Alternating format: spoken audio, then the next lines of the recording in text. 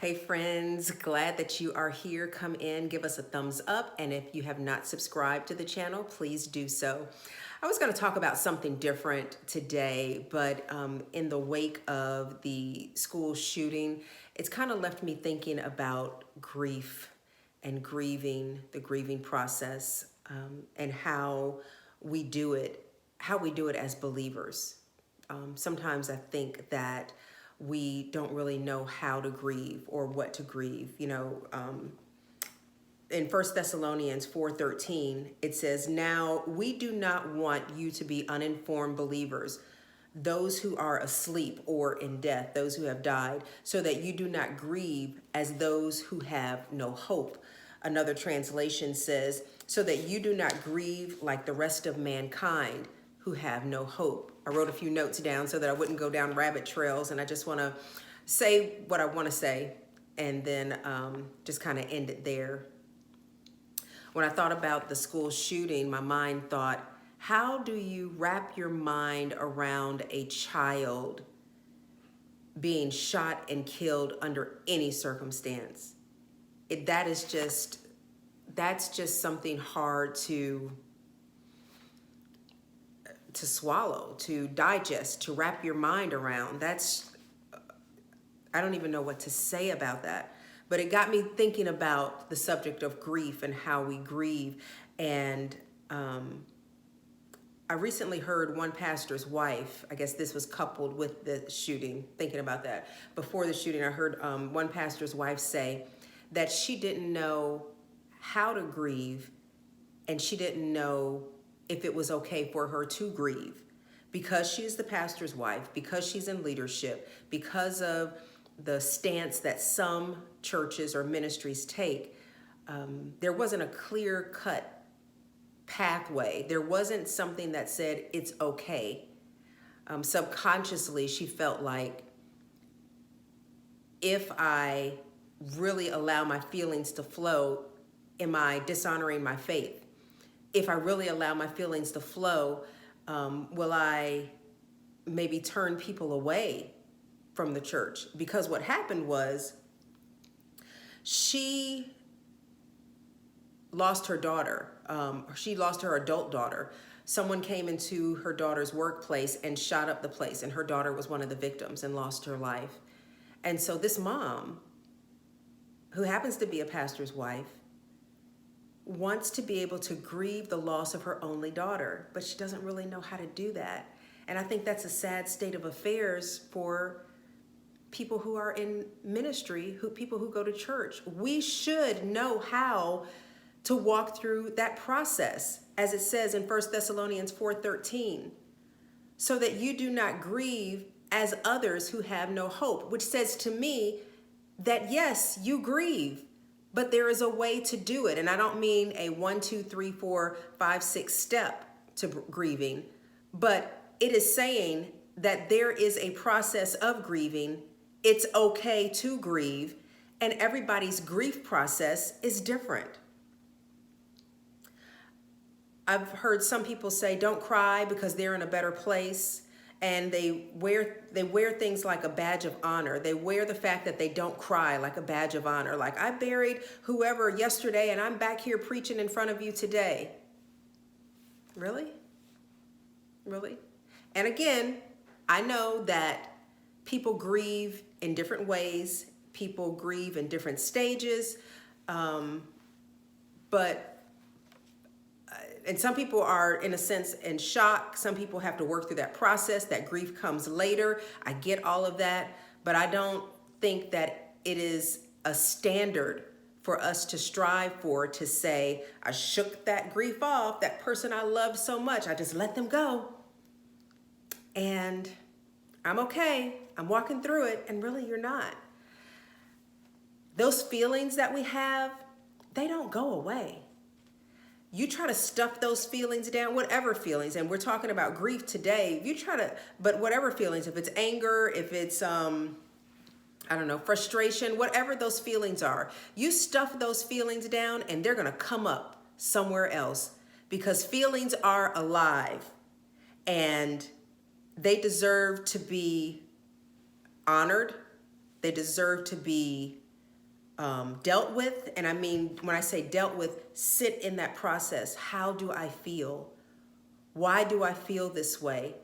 You've got to go to those hard places. Otherwise, it's going to show up in your body in some kind of way.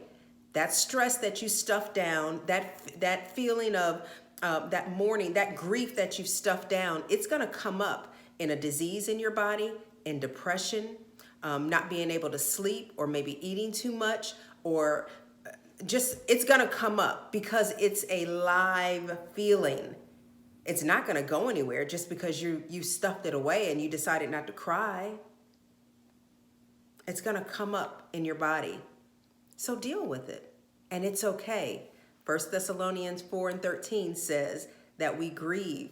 We don't grieve like people who don't have hope, who feel like it's the end of the world because something happened.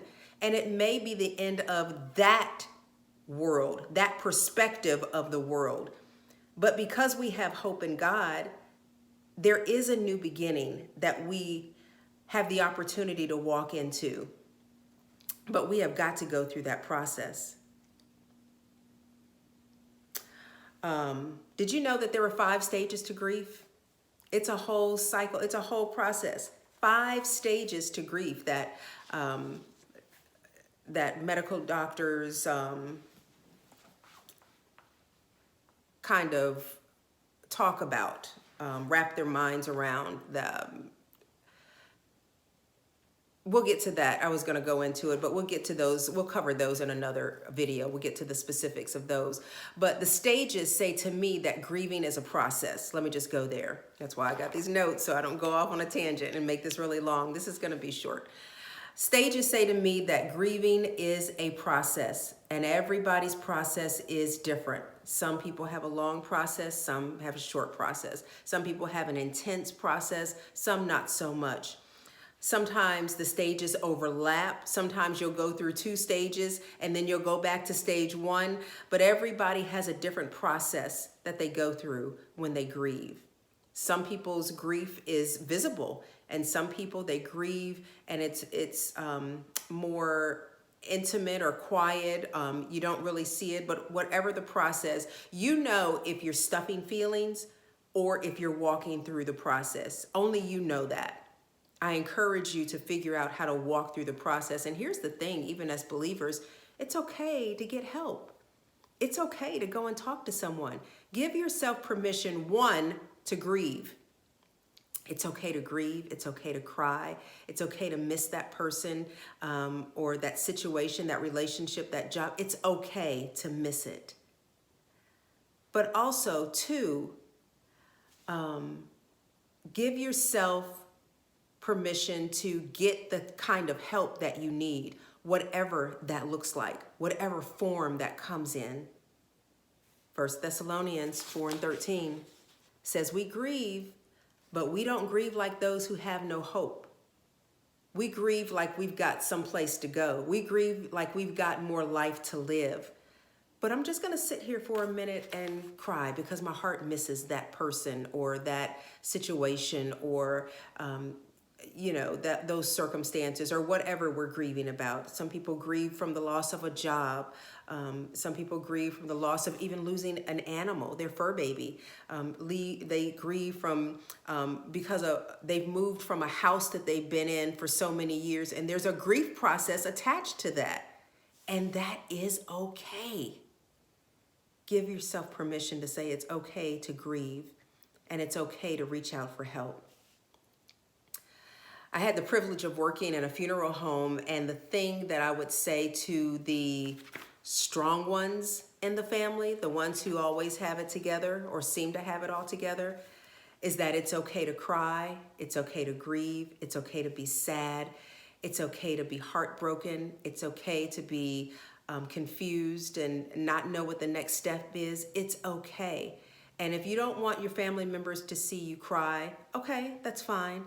But when you get in that shower, let it all out. When you're in the car by yourself, let it all out. When you're at home by yourself, or if you go work out or whatever you do, if you go on that walk, you've got to find a place, a safe place to let that out. to let the tears out, to let the screams out, to let the yells out, to let the sorrow out. You cannot hold it in your body. You can't hold it in. That's not healthy.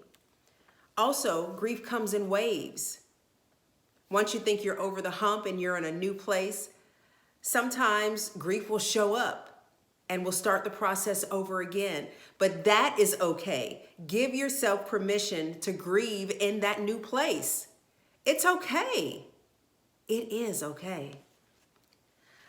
I wrote this down. I heard someone say this, that grief is the price that we pay for opening our hearts. The closer that someone is to your heart, the more it hurts, the heavier the grief. Not for all people, but for some people. Not for all, but for some. That inner circle loss, though, that loss cuts deep. The people who are closest to you, the people who are in your inner circle, so to speak, whoever that might be. They may be blood related, maybe they aren't. But whoever that is, to lose that significant person, that cuts deep, cuts really, really deep. So when you give yourself permission to grieve, you honor your feelings. And it's okay to honor your feelings of grief. It's okay to grieve. It's okay to seek counseling. It's okay to find someone to help you walk through that process as a believer. It is okay. It's okay to even sit in the grief for a while. Don't get stuck there. I didn't say that, but it is okay. There's no rule book. There's no medal at the end of walking through the grieving process that says, oh, you did it in 5 days flat. Good for you. Here's your medal. Here's your cookie for doing it so fast. You do it at your pace. You do it and if you feel like you're getting stuck, then reach out for help. Be brave enough to reach out for help. Be brave enough to tell someone, I feel like I'm stuck and I don't know how to move forward. That's okay. It's okay not to be okay. Ask someone to help you. Find a counselor. Find someone that you can talk to who can help you walk through that process so that you are not stuck. Honor yourself. Honor your feelings. Honor your grief. Don't stuff it away. Just go with the flow and honor your love for that individual, for that former place in life, for that former job, for that former relationship. Honor how you feel after that breakup. It is okay. After the move, after your transition, honor that. Where there is, I would venture to say, where there is any kind of loss, any kind of transition, any kind of movement away from one place, space, relationship to another, there is a level of grief. Some of it is more intense. Some of it hits you deeper in some places and some not so much. And it's different for every person. But wherever there is some kind of loss, I feel like there is a level of grief that is attached to it because we're letting go. We're moving from one place to the next and we're letting go. And you know what? It is okay to honor the process and to heal, to go through the stages and to heal, because 1 Thessalonians 4:13 says that we grieve, but we don't grieve like those who have no hope. We grieve like there is light at the end of the tunnel. We grieve like we've got life to live beyond this process. But I'm going to walk through this process, and it's going to take as long as it takes. But know that it's okay. Give yourself permission to grieve, to ask for help, to move forward, but to also look back at the lessons learned and to embrace and remember the love that was there during whatever process, whatever you're grieving for. The bottom line is, it is okay to grieve. It is okay to ask for help. It's okay to honor your feelings. Thanks for joining us, guys. It's okay.